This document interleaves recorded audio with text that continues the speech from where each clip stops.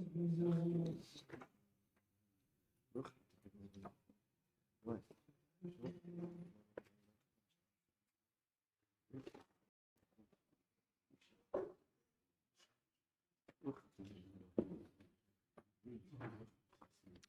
right, Rabbi, good morning. Good morning. Let us begin by thanking all of our sponsors for this morning's shir.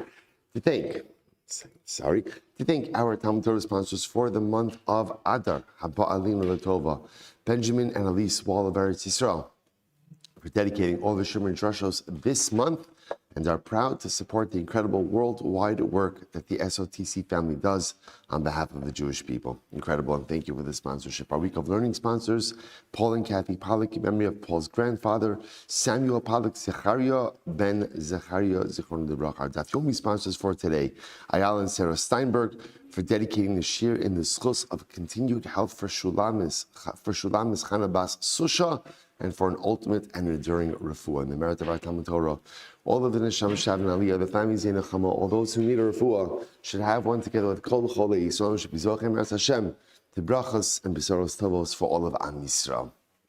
We'll say a really great daf ahead of us today. Today's daf is Mem Gimel 43. We are picking up on Mem Beis, Amud Beis 42b. Where did we leave off?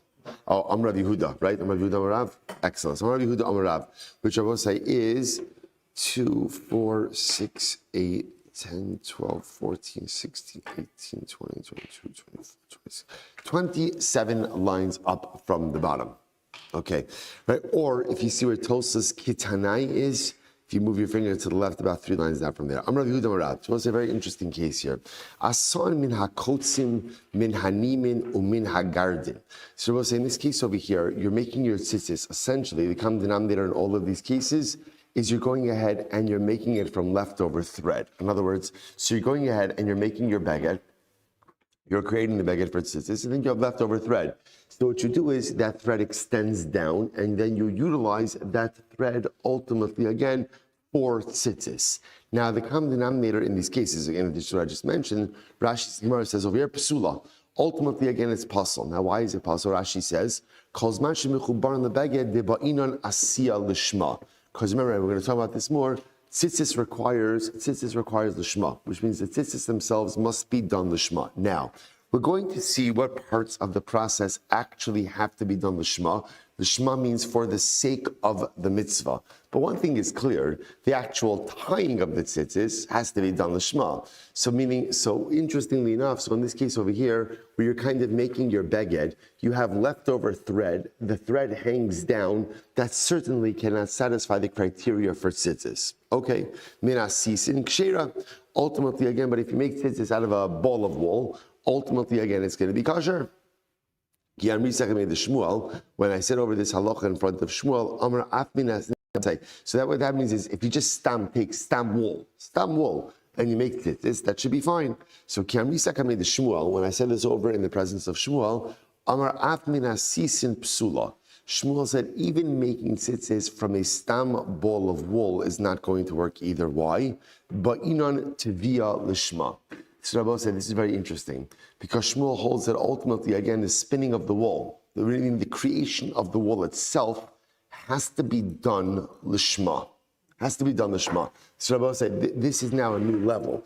This is not only does the actual creation of the tzitzis have to be done lishma, but the actual spinning of the wool that is going to be used for tzitzis has to be done lishma. A pretty dramatic halacha. Therefore, just to understand what that means is you just can't go to the store, buy a ball of wool and make tzitzis. The wool itself must be created for the sake of the mitzvah of tzitzis.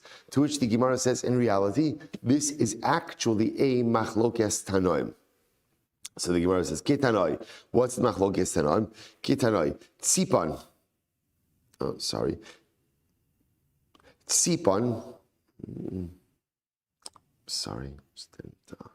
Good.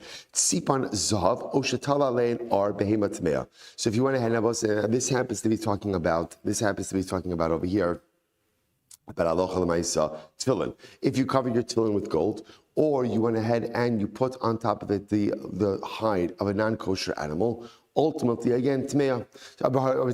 Sulos.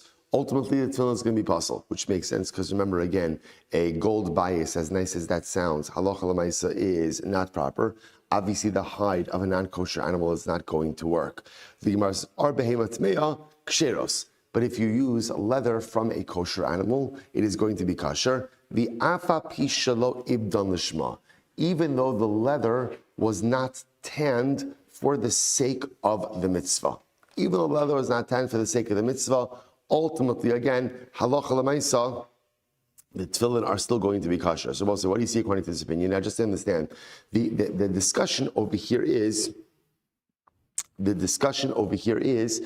what tanning is to tefillin. So ultimately, again, what tanning is to leather of tefillin. So ultimately, again, spinning is to the wool. Ultimately, again, of tzitzis. So this first opinion says that as long as you use the hide of a kosher animal, your tefillin are good. Tefillin are good, right? Even though you did not tan the leather lishma. Rabbi Shimon Gamliel says no. Af ar behema tahora psula ad shabdan lishma. It's not true. Even by tefillin, just because you use the hide of a kosher animal, that is not enough.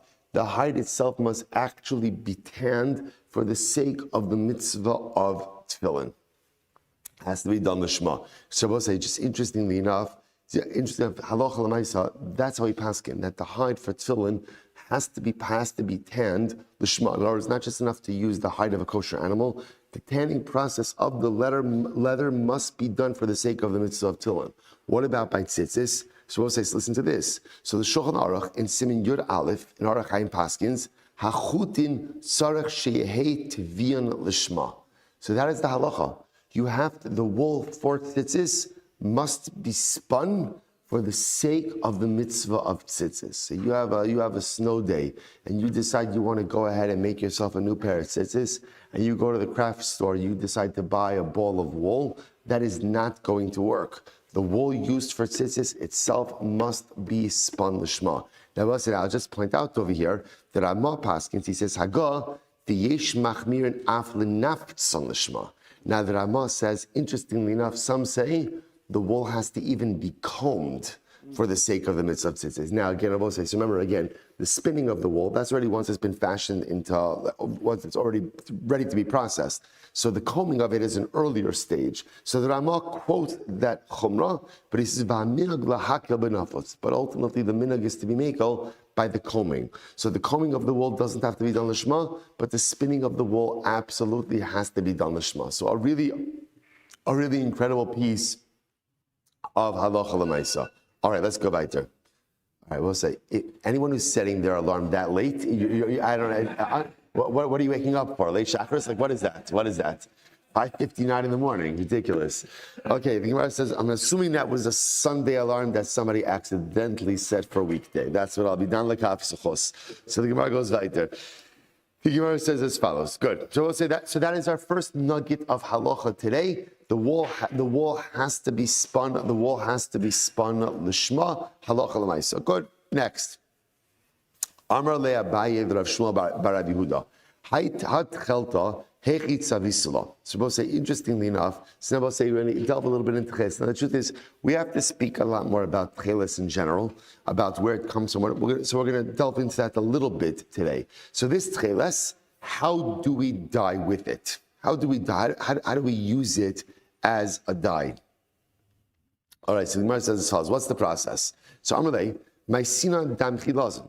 So first of all, tcheles comes from the chilazim, which we'll talk about the nature of this creature. It's more like a snail-like sea creature. So it comes from this chilazim.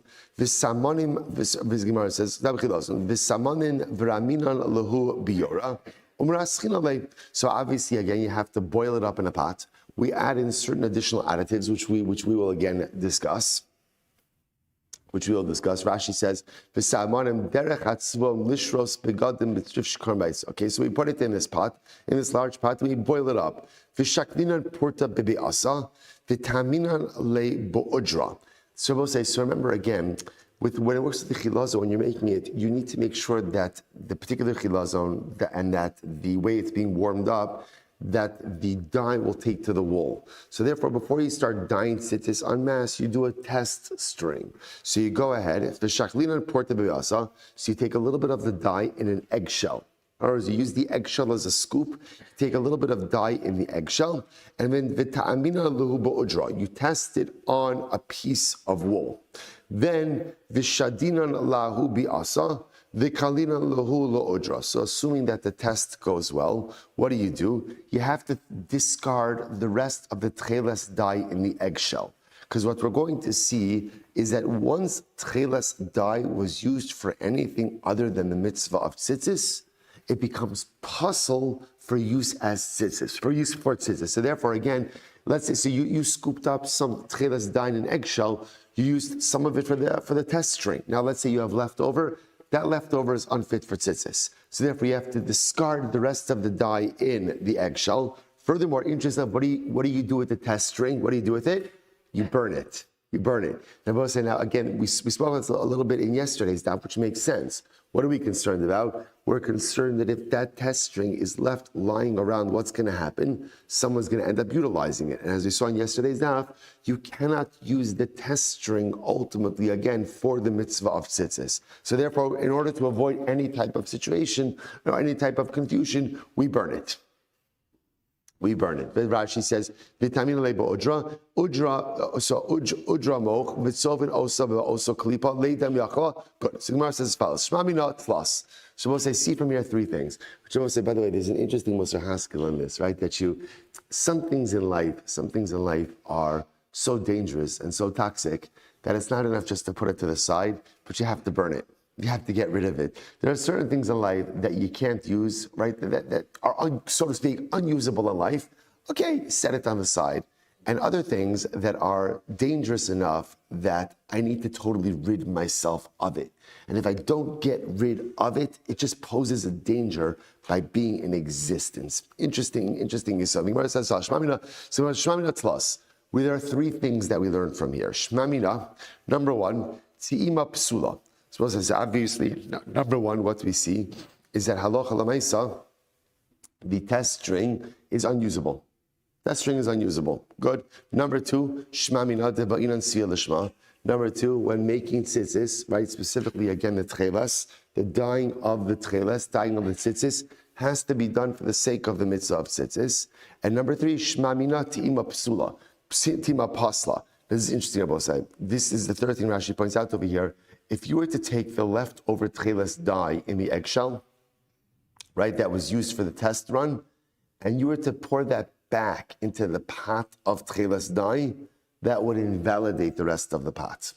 So again, three halachas. Halacha number one, ultimately again, is that the test string is pasul. Halacha number two, dyeing of the tcheles of the tzitzis must be done l'shma.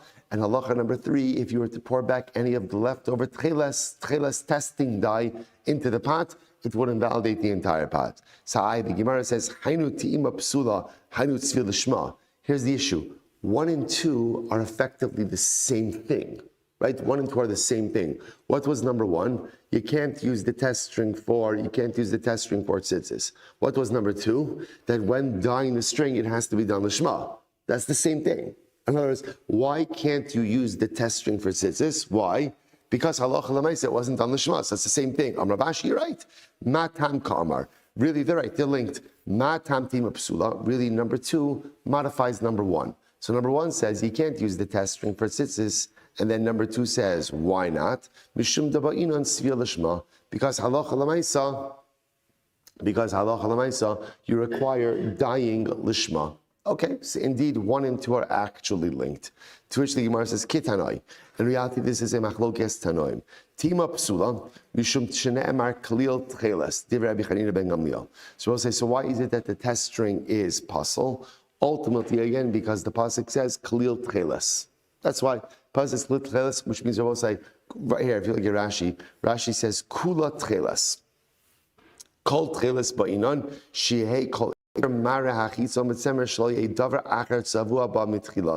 So ultimately, again, in other words, the tcheles that is used for tzitzis has to be initially used for tzitzis and not for something else. So therefore, if the tcheles dye itself was used for a test run, that by definition invalidates it then for the use of tzitzis. Rabbi Yochanan ben Davai Omer, afilu mara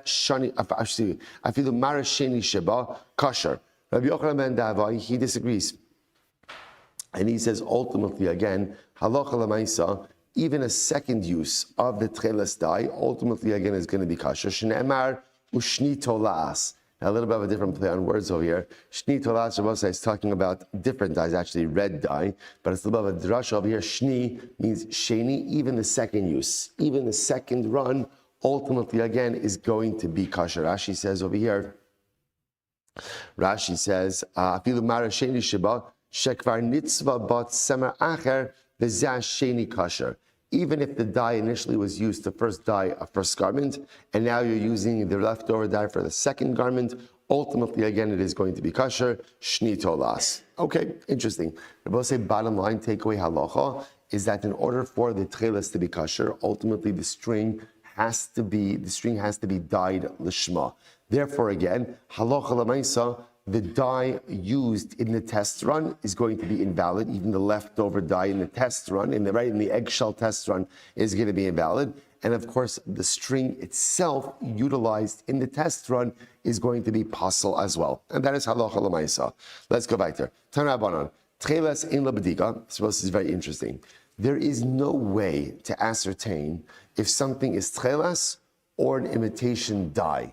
I was about to say, so the dye that the Gemara keeps mentioning that is most similar to tcheles is indigo. So apparently there is no test, there is no way to see is something indigo or is something tcheles. There's no way. As a result of that, therefore, ein nikis ela min hamumcha.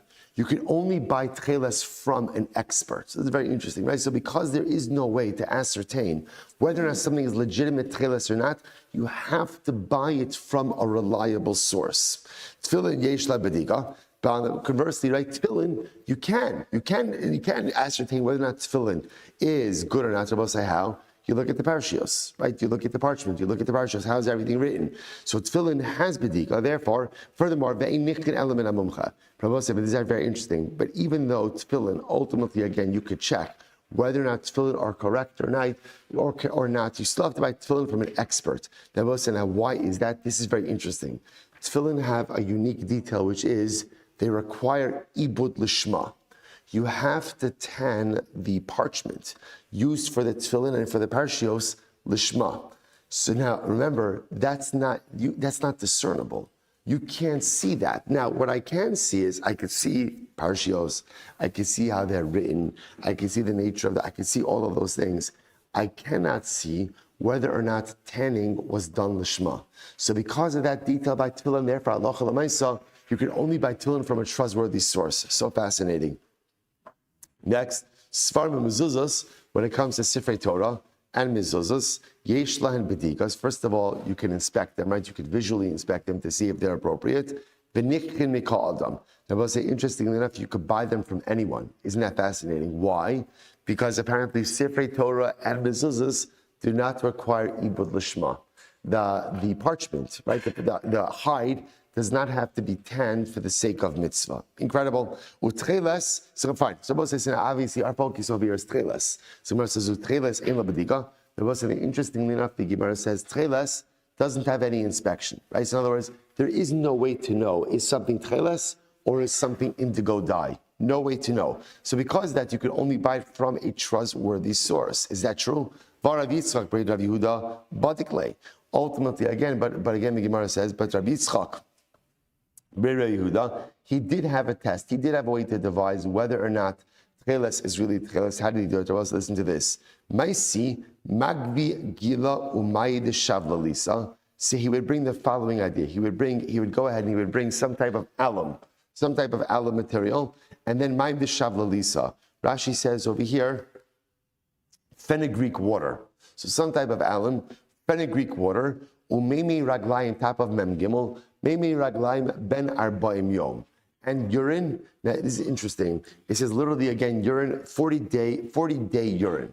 Now, what does that mean? Rashi says over here, either we're on 43 now, either ben arba'im yom, mitinok ben arba'im, Either it was from a 40-day-old baby or urine that is 40 days old. Somebody kept it. Somebody kept it. People collect all kinds of things, right? Whatever it is, right? So Lamaisa take this 40-day-old urine, and then I will say, what do? You take this concoction, so this alum, this fenugreek water, this 40-day urine, and what do?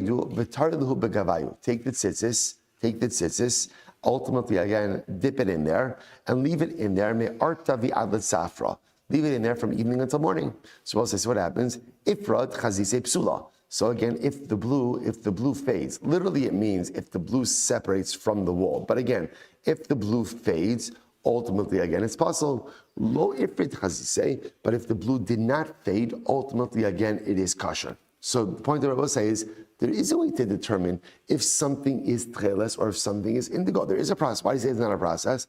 Rav Ada kamei de Rava mishmei de Rav Avira Amar. So we'll say Rav Ada advanced another process. He said, Amar, Maisi Chamira Arkasa Desari, Va'afila Begave. So we'll say, so ultimately he says, listen to this. Take hardened yeast barley, put that with the string and bake it together. Va'afila Begave, bake it together. Ishtanoi Lamal Yusa Kshera. If ultimately, again, the blue in the string actually becomes more intense, then that's indicative that it's kosher. Legreusa, however, again, if it became diminished, psula. So again, that's another mechanism. The simanech, the way to remember this is shinui sheker, shinui emes. A change for the better indicates, or I should say a change for the worse, indicates that it's sheker, it's not real tcheles, shinui emes, but a change for the better indicates that it is real tcheles. So we'll say, bottom line, this is interesting. So the Gemara began by saying, ultimately, that's what? There is no way to check for if something is legitimate tcheles or not. And then what does the Gemara end up doing? Actually providing two mechanisms for the validation of tcheles. The Gemara says, you're right. My ein lo b'dika. What does it mean ultimately, again, when we say that there's no way to check tcheles? So the Gemara says, my ein lo b'dika na'am b'dikamar ati'ima. All. What that's referring to is the test string. So we'll say, going back for just a moment. Remember why the Gemara, right when the Gemara went through the process just a few lines ago about how you test if something is legitimate tcheles or not. After the whole testing process, what do you do with the test string? What do? You burn it.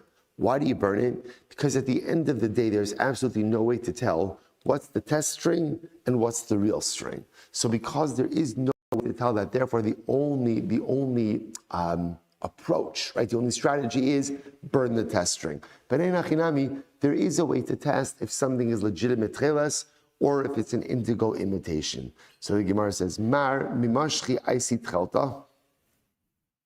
So the Gemara says as follows. Good, fine. So the Gemara says as follows. Mar mimashchi. So Mar mimashchi is the name of a place.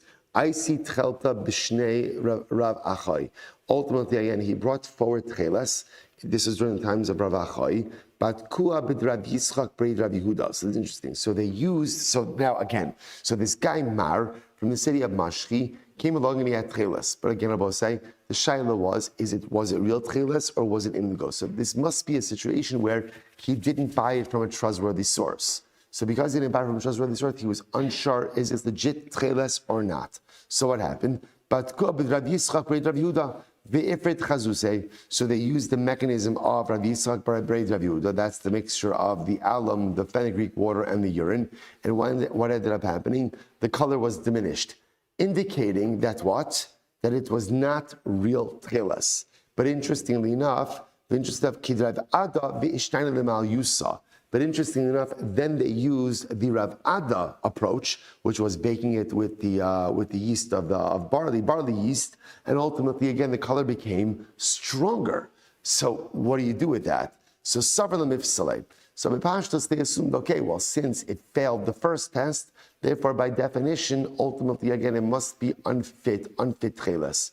Amul Rav Achai elaha lo tcheltehi v'lo kala al inahi. So here's the problem. What is this? Is it possible that it's not tcheles and it's not indigo, that it's something else? That can't be. Alashmamina, listen to this. Alashmamina shmuasa hadadi itmar. Oh, In reality, Rabbosai, these are not two separate tests, but rather what? These tests go together. These tests go together. Watch this. So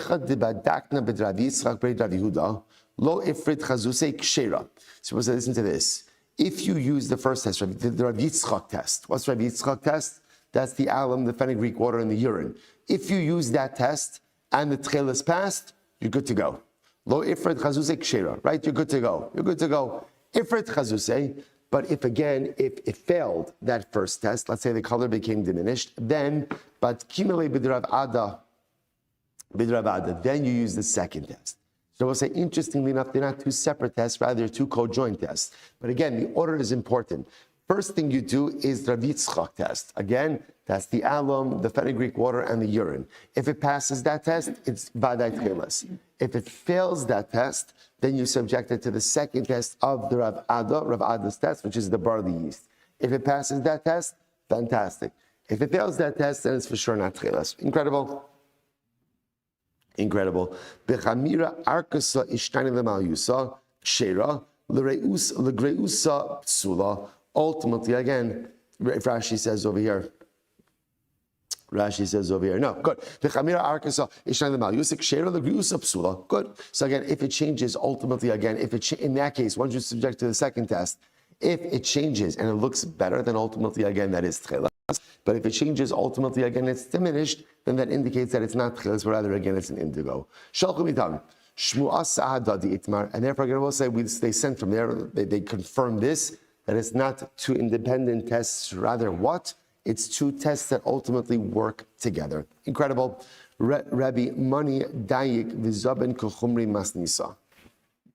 So listen to this. So Rabbi Mani was careful, and ultimately, again, when he would buy tchelas, he would only buy tchelas from a mumcha, from an expert, right? Just like we saw in our brayso.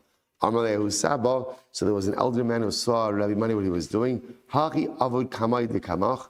This is what those who came before you did. Va'atzlach iskaihu, and they were successful in everything they did.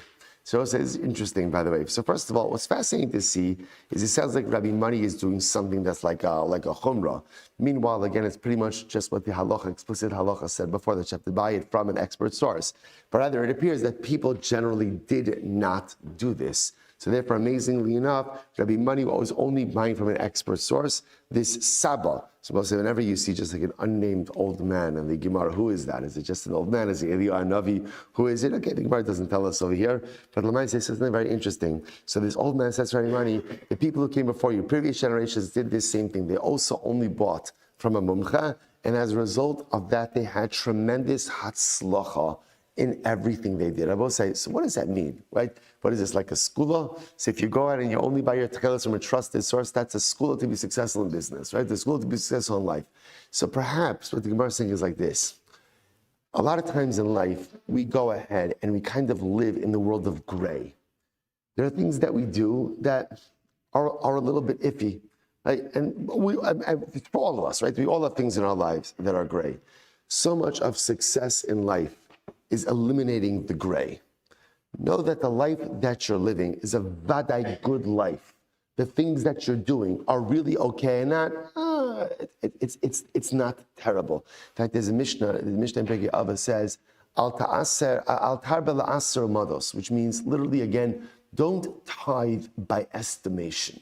Now, again, so we'll say, so what that means is when you're tithing your produce, don't do by estimation, because why? You may give too little. The Rabbeinu Yonah says, even if you end up giving too much, it's not the right way to tithe. Because if you're tithing by estimation, then what does that mean? You don't have clarity on what you're doing. Life is about having clarity. I have to know that the things that I'm doing in my life are really correct, are really good, and not just, I think it's okay. I think it's okay. And all too often in life, we go through life, and halacha l'maisa, again, there are so many things that are gray, and so many things that are iffy. That's not the way to live. Don't tithe by estimation. So what's happening over here is Ramani goes ahead, and he goes ahead and he buys, and he only buys tchilas from a trustworthy source. From a trustworthy source, halacha l'maisa, what is he saying? He's like, I'm not living in the world of ambiguity. I'm not living in the world of gray. I'm only going to do things that I know that are explicitly clear and explicitly good. When you do that, I will say, you'll find success in life. So apparently, the skula for success in business is living life with complete clarity. Avoid the ambiguity, have clarity of direction, and you'll be successful. Incredible. So also listen to this. If you go ahead and you buy a talis that already has its tzitzis made, you buy it in the marketplace, right? And you're buying it from a Jew, ultimately it has a chazaka that it was going to say, I buy a talis. I go into the marketplace, there's a Jew that's there, I buy a talis from him. So again, how do I know that it was done l'shma? Remember, we just learned a whole bunch of halachas today. The tcheles has to be done l'shma, the tzitzis have to be done l'shma, have to be tied l'shma, the spinning of the wool has to be done l'shma. If I'm really machmir, the combing of the wool, we learn all these halachas today. So if I buy tzitzis, if I buy talis from a yid in the marketplace, the Gemara says, there's a chazaka that it's kosher. Chazaka that it's kosher. Mina ovei kochav. Listen to this. What about buying a talis from a guy?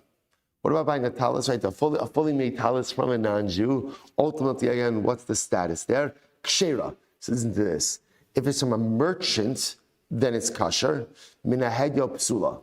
But from stam a guy who's selling talisim from the trunk of his car, so ultimately, again, that's possible. Now, what's the distinction? A merchant has a reputation. Right? His entire business is built on his reputation. It's not worth it for him to sell not kosher talisim to Jews because it's going to blow back, and ultimately, again, he's going to lose his business. So for a merchant, we assume, again, if he's going to sell something and he claims that it's something, that it is that thing. Stam a guy who's just selling some stuff but has absolutely no kind of reputation that he's protecting, there's no chazaka. There's no chazaka there. Incredible. Listen to this. Here's the issue. Where did that Gentile merchant get the tzitzis, right? Where did he get the talis from? Where did he get it from?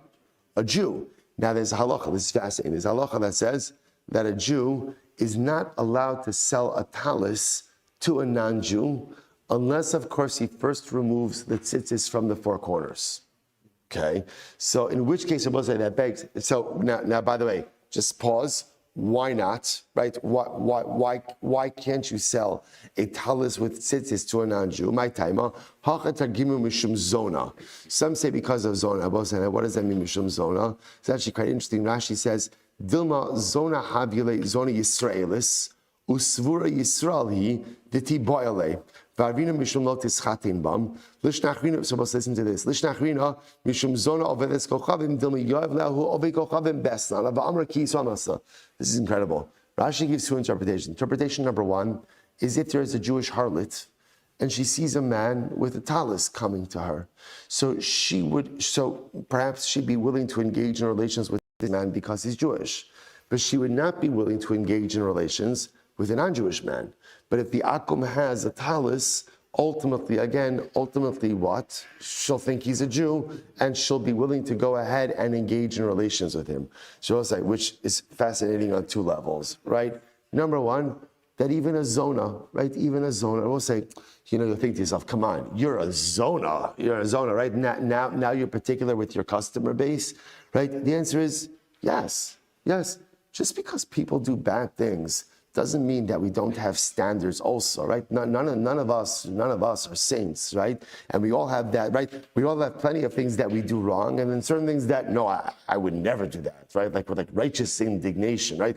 I would never do that. I'll do everything else, right? But I'll never. That's okay. That's the way life works. We have plenty of things that we're willing to go ahead and sin and do wrong, and we all have that line we're not willing to cross. Even the zona, again, whatever the reason this woman chose this profession, maybe she didn't choose it, but she just has ridiculous life circumstances. Who knows what her backstory is? But at the end of the day, she has boundaries also that she's not willing to cross. So if she sees the akum come with a talis, she's going to think he's a Jew. The other possibility, which seems to be the more normal approach of this case, is we're concerned that what's going to happen if the guy has a talis, he goes to a zona, he has to pay her. What is he going to pay her in? He's going to give her a talis. And the problem is that looks terrible because now when the zona comes, obviously the zona is going to have to sell the talis. A zona is selling a talis. Just when people put two and two together, they're going to assume that the narrative over here is that she has Jewish customers. When interestingly enough, that's not the case. So that's reason number one. You can't give a guy a talis with tzitzis on. That's reason number one. Okay, it's supposed to either way, this is all not good. Rabbi Yehuda says the other possibility is the reason why you can't give a guy a talis is why? Because maybe you'll be traveling with him. Now, again, remember again, back to Avodah Zarah days, back to Avodah Zarah days, you're not really supposed to travel alone with an akum, right? And if it was dangerous for a Jew, so the concern is if I see the akum is wearing a talis, I'm going to assume he's a Jew. And then if he's alone with me on the road, God forbid, he may try to kill me. So sakanas nafashis. Either way, you can't go ahead and sell a talis with tzitzis to an akum, which is interesting. Why? Because the assumption is the only way that the merchant is getting a talis is because he bought it off a Jew. So even though that initial Jew did something wrong by selling it to the merchant, I can still buy it from the merchant because I could assume from the merchant it's l'shma, from stam a private guy I cannot. Rabbi Yehuda Ramit Chelta, Rabbi says this is great. Rabbi Yehuda Ramit Chelta leparzuma de inshi beise umevarech. Called Safralis Ate Betzitzis. Shabbos say 12 achos over. Number one, Rabbi Yehuda put tzitzis on his wife's garments. Wow. Right? So Rabbi Yehuda held that even women are chayavos in tzitzis. That's halacha number one. And halacha number two is every morning he would make a bracha of lis atef betzitzis, to wrap myself in tzitzis. Okay, so the Gemara said, now, here's what's interesting. These two practices are inherently contradictory. Why? The fact that he put it on his wife's garment indicates to us what? That he held that it is not a time-bound commandment. Right? So again, remember, the whole reason why women would be not obligated in tzitzis is because it's time-bound. Now, we saw this before. Why would it be time-bound? Because the pasuk says, "Uri'isem also." You're supposed to see them, which indicates that's by day. By day you could see, at night you can't see as well. So bepashtos, tzitzis is a time-bound commandment. Obviously, Rabbi Yehuda did not hold that way. Therefore, he held that his wife was chayavis in tzitzis.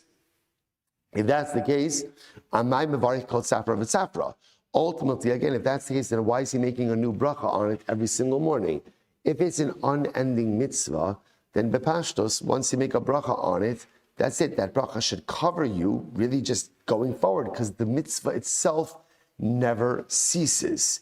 To which the Gemara says, Kirebi, the sanya, tefillin calls man shemanichem, mevarach alim divrei Rebbe. Ultimately, again, like Rebbe, because Rebbe says, again, just like tefillin, even if you hold that tefillin the whole day, the mitzvah extends the whole day. Every single time you put on tefillin, you make a new bracha. Ihachi kol shaita nami. If that's the case, ultimately again, then every single time you put on the cloak, you should be chayiv to put on tzitzis. You should be chayiv to make a bracha.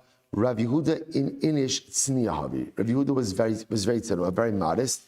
V'lo sharile liglimei kula yoma. And ultimately again, he would never take off his cloak. He'd wear the cloak the whole day. And therefore, again, when would he make the bracha? Umayshna mitzafra. So why would he go ahead and make a bracha every single morning? Kimishani miksus layla ksus yom. Oh, because I will say he had a nighttime cloak and a daytime cloak. And therefore, in the morning, when he changed cloaks from the nighttime cloak to the daytime cloak, that's when he would make his bracha. Incredible. So I will say, I just want to point out over here, so this is a fundamental machlokes. Is tzitzis a mitzvahs aseh shazman grama or not? Obviously, fundamental machlokes. Two nafkaminas. Nafkamina number one, are women chayavos in tzitzis, right? If it's time bound, no. If it's not, then yes. And bracha. What do you do with bracha? So if you hold that it's time bound, then it's obvious that every single morning when you put on your tzitzis, you put on your talis, you're going to make a new bracha. If it's not time bound, so interestingly enough, when are you making the bracha? So bepashtos, when you're changing from your pajamas, right, your pajama cloak into your daytime cloak, that would be the time that you'll make your bracha. Interesting. So let's go back to Bosa. A fascinating Gemara. Hakol chayav b'tzitzis. Everyone is chayiv in tzitzis. Kohanim, Leviim, v'Yisraelim, Gerim, Nashim, v'Avadim. Everyone is chayiv in tzitzis. Kohanim, Leviim, Yisraelim, right? Gerim, converts, right? Women, Avadim. Rabbi Shimon Poter b'Nashim. Rabbi Shimon says no. Women are exempt. Why? Time bound. time-bound.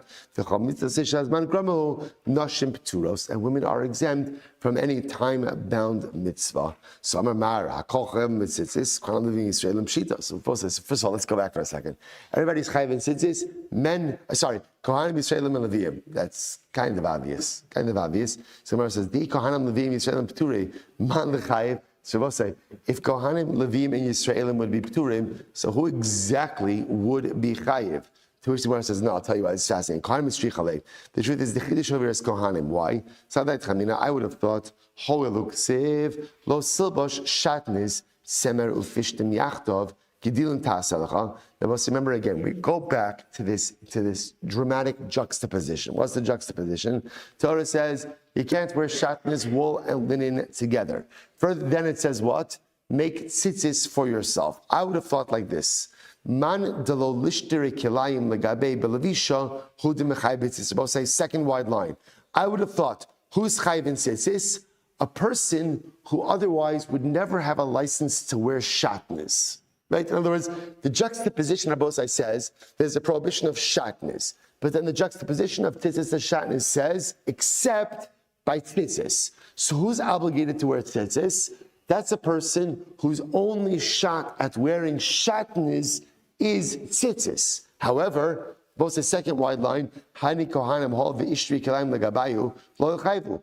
But Kohanim will get to wear shatnez, right? When do Kohanim get to wear shatnez? Rashi points out in the avnate, in the belt of the big day kahuna, there is wool and linen. So perhaps Kohanim will otherwise have a license to wear shatnez.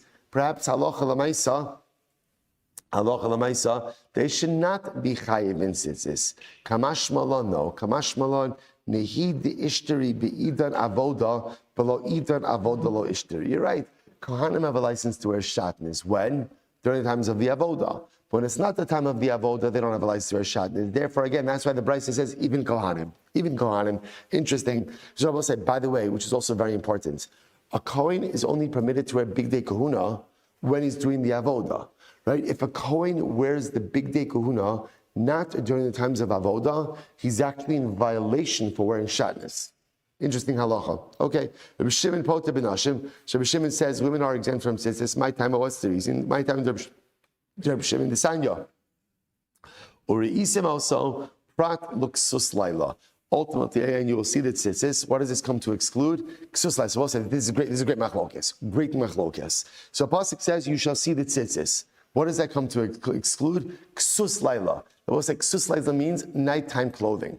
Now again, remember, the halacha always operates under the assumption that at night you don't see as well as you see by day. So therefore, again, by definition, it's only daytime clothing that is obligated in tzitzis. We'll say, what does this mean?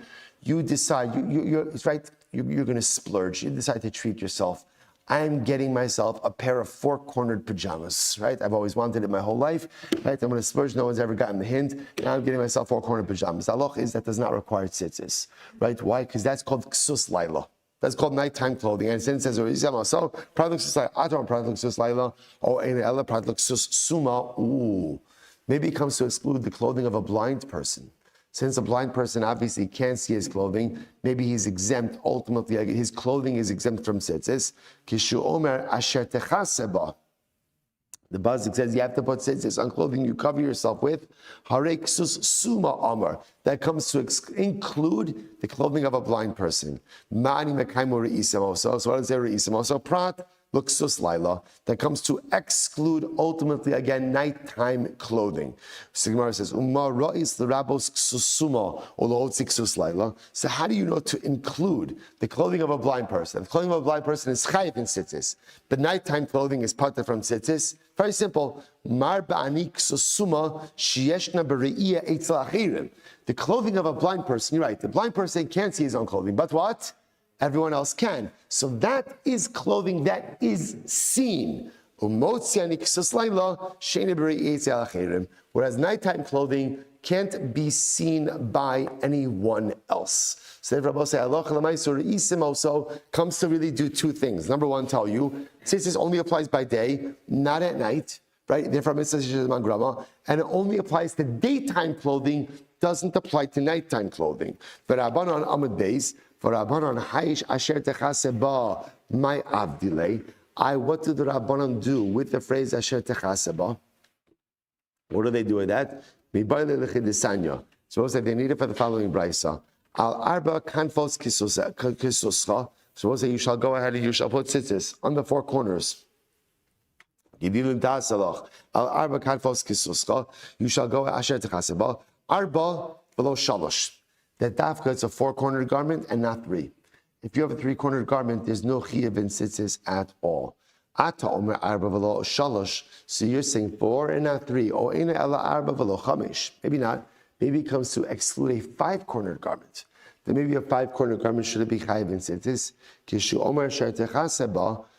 When the pasuk says you shall cover yourself, hare ba'alos chamesh amar. Ultimately, again, that comes to include even a five-cornered garment. So the Gemara says, "Umani mekayim al arba v'lo shalosh." So what is it when it says on four corners? Four corners comes to exclude three. Then halacha l'maisa, again, you need a minimum of a four-cornered garment to be chayiv in tzitzis. Even if it's five, it's still going to be chayiv. But if it's three, it's not going to be chayiv. Gemara says, well, 1 second. Uma ro'is l'rabos ba'alos chamesh ulahosi ba'alos shalosh.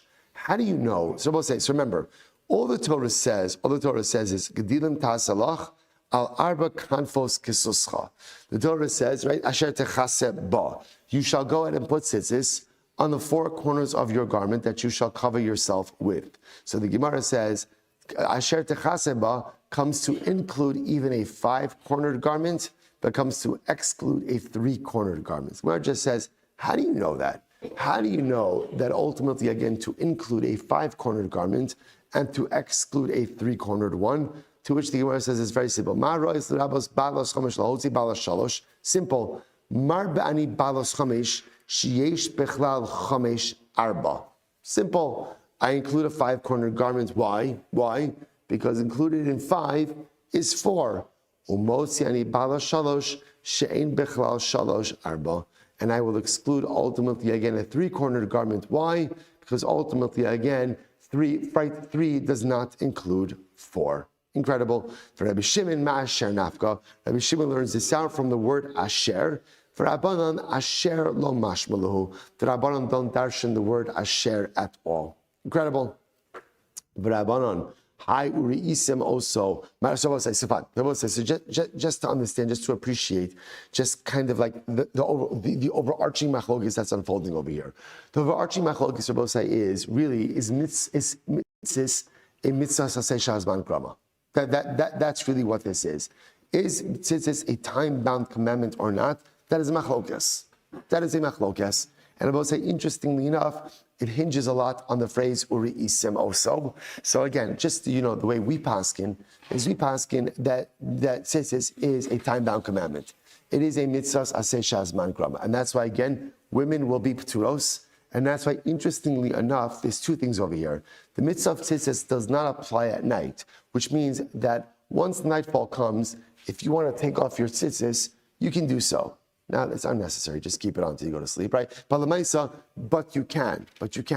Furthermore, again, I will say, which is interesting, another interesting part, which we're not going to resolve today, is nighttime clothing. So literally, if you have a pair of four-cornered pajamas, that is not going to be chayiv in tzitzis. Now, the interesting part is, if you wear your pajamas by day, what is going to be the halacha, right? Besides the doctors who wear their pajamas by day, right? In other words, right? Everyone else, right? In other words, if you wear your pajamas by day, so halacha l'maisa, then what's the status then? So we're going to come back to that. That's called ksus laila, that you wear by yom. Because generally, again, if you wear four-cornered pajamas, ultimately, again, you're fine. You're fine. What if you wear it by day? Hold on to that. But again, halacha l'maisa, but that's what's driving this entire sugya. Time-bound, is tzitzis a mitzvah shazman grama or not? So we're not finished yet.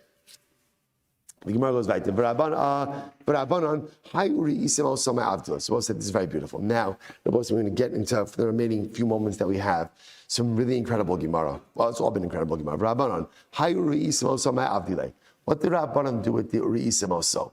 What did they do with that phrase, you shall see it? Ma'avdila, mi bailin l'chidisanya. They need it for the following brisa. Uri isim also schartem. Re'ei mitzvah zu. See this mitzvah of tzitzis, and what? Uzachar mitzvah acheres hatuluyaba. And remember another mitzvah that is dependent on tzitzis. What's that other mitzvah? Ve'ezazu zu kriyas Shema. This refers to Shema, because remember, Rabbi say the mitzvah of tzitzis ultimately again is mentioned where? In Kriyas Shema, in the third parasha of Kriyas Shema. Then Rabbi say, now this is incredibly important, because according to this first approach, the mitzvah, right? Uri'isem uschartem, right? You're supposed to see it, you're supposed to remember. So according to this first approach, really the ikar of the mitzvah of tzitzis is to remind you about Shema. That since there is a mitzvah da'oraisa, to read Shema twice a day, once in the morning, once in the evening, tzitzis is the reminder mitzvah for Shema. Isn't that interesting? Then you say to yourself, why does Shema get a reminder mitzvah, right? Where else do we find something like this? That another mitzvah gets a reminder mitzvah? Where do we find that? But it makes a lot of sense, because what's Shema? Shema is Kabbalah's Omach.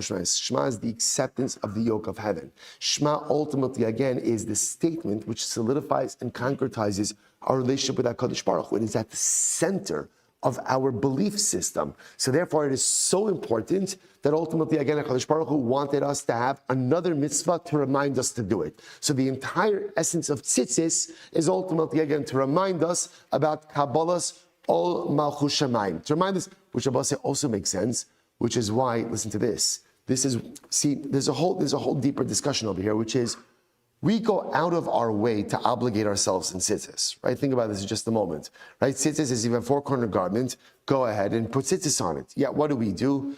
We go out of our way to purchase a four-cornered garment, put tzitzis on it, and wear it on our body the entire day.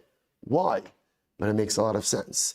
If tzitzis is there, if tzitzis is the mitzvah trigger for Shema, then really what tzitzis is supposed to do is to remind me of Kabbalah's Ol Malchus Shamayim, to remind me of HaKadosh Baruch Hu the entire day. That's what tzitzis does. I'm wearing a tangible, physical reminder of the Ribono Shel Olam and it's on my body. It's part of who and what I am, and it remains with me the whole day. So incredible. This nan. And this is interesting. From what point is Brahma says brachas? From what point in time can you begin to say Shema in the morning? Mishiyakir ben tchilas lalavan. So say, right? Isn't it interesting that the earliest time for Shema is measured how? By the mitzvah of tzitzis. When there's enough light to see the difference between tchilas and white, that's when you can begin to say Shema. So it's interesting. So even the mitzvah of Shema, the time for the mitzvah of Shema, is based on the mitzvah of tzitzis, because the entire essence of tzitzis is to remind you ultimately again of Kabbalah's Ol Malchus Shamayim, acceptance of the yoke of heaven. The entire mitzvah of tzitzis is Shivisi Hashem L'nei Samid. Place God awareness. Because we're both saying the secret to success in Yiddishkeit is not such a secret, it's God awareness. If I could have God awareness at every single step, I believe that I live in the presence of HaKadosh Baruch Hu, then ultimately again I'll be successful in my Yiddishkeit. So a little bit weiter. Tanya Idach, another brayso, Uri Isem also, Uschartem, Re'ei mitzvah zu, see this mitzvah of tzitzis, Uvzuchar mitzvah acheres hasmuchala. And remember another mitzvah that ultimately again is juxtaposed with. What's this other mitzvah? Ve'ezo zu, zu mitzvahs kilayim. So this is incredible. So remember again, the Gemara is picking up on the juxtaposition, Uri'isem u'zechartem. See it and remember. So the mitzvah of tzitzis is to see the tzitzis and to remember something else. So first approach is see the mitzvah of tzitzis and remember the obligation to accept upon yourself the yoke of HaKadosh Baruch Hu. Second approach is see the mitzvah of tzitzis and remember the prohibition of shatnez. Are you both saying, you know what? Have to stop. I don't want to. It's delayed opening? Oh, all right. I was thinking maybe I'll put it on the chat. How great would it be? Maybe if we continue tonight, a little night seder, a little extra Gemara. I don't know, we can get some refreshments. I'm getting a lot of blank stares. So I'm going to stop over here for today. All right, good. I'll say, incredible to be continued. Really incredible. And this Gemara goes on tomorrow as well. We have some beautiful Gemara ahead of us. Shkayach, everyone. All right, Chevra on Zoom. I feel like I'm getting more affirmation from the Zoom Chevra than I'm getting from the live Chevra. All right, thank you.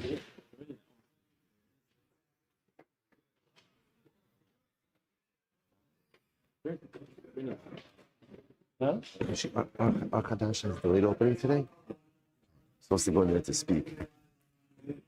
Speaking of, supposed to speak at Orchadash today, first thing in the morning, right? How late is your delayed opening?